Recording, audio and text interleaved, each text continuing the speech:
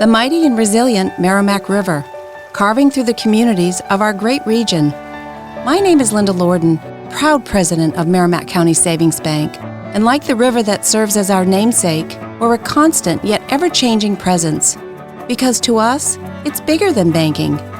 It's about powering communities and putting people first. It's about knowing where you came from and where you're going. That's Merrimack style. Visit us at themerrimack.com.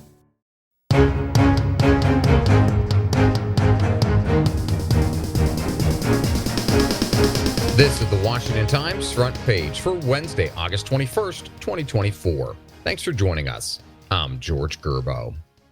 A Kamala Harris administration would continue America's policy of managing strategic competition with China to avoid war, according to a key plank of Democrats' policy platform made public this week. Bill Gertz reports the platform calls for avoiding a costly spiral to conflict with China while seeking cooperation. China has largely rejected such cooperation as part of a push to advance the communist system globally. More broadly, Democrats view the current period of global change as an inflection point in an ideological battle between dictatorships and democracies.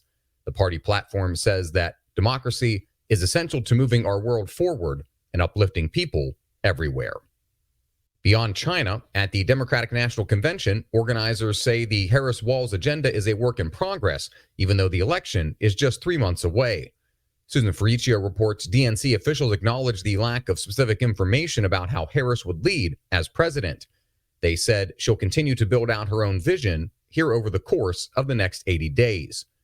Harris is now tied with or leading Republican candidate Donald Trump in many battleground state polls.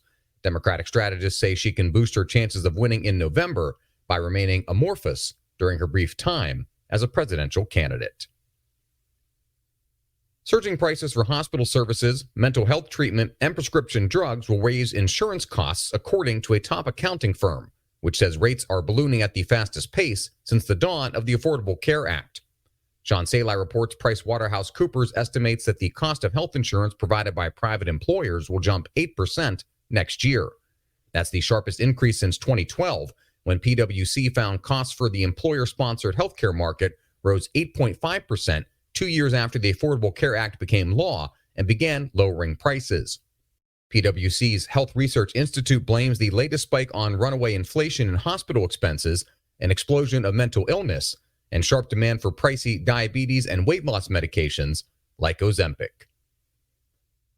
The Department of Homeland Security Inspector General says the department has lost track of 32,000 migrant children who failed to show up for their deportation hearings and rarely bothers to look for them. Stephen Dinan reports IG Joseph Kafari said the number of children who didn't appear for their scheduled court dates, 32,000, may have been much larger. He said nearly 300,000 other children still haven't been given immigration court summonses. That works out to 2/3 of the children U.S. Immigration and Customs Enforcement has failed to serve.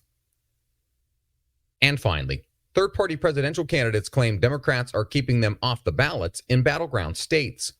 Jeff Murdoch reports a group of left-wing third-party candidates says the effort to derail their candidacies is limiting voters' choices and silencing voices.